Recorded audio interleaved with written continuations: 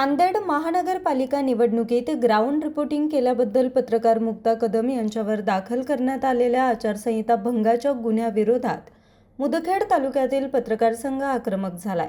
जिल्हा मुख्य निवडणूक अधिकारी तथा जिल्हाधिकारी यांना तहसीलदारामार्फत निवेदन देत हा गुन्हा तात्काळ मागे घेण्याची मागणी करण्यात आली आहे।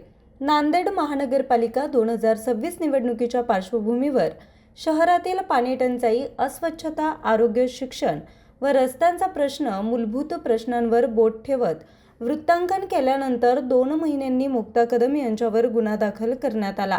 ही कारवाई म्हणजे अभिव्यक्ती स्वातंत्र्यावर घाला असल्याचं म्हणत खासदार अशोक चव्हाण यांच्या प्रभाव क्षेत्रातील भोकर मतदारसंघातील पत्रकारांनी तीव्र निषेध व्यक्त केलाय।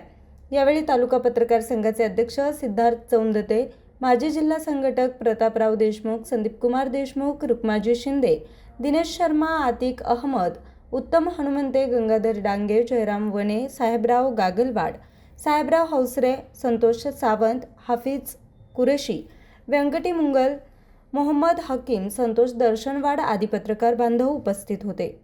न्यूज रिपोर्टर जबार शेख, आज 24 तास, मुदखेड।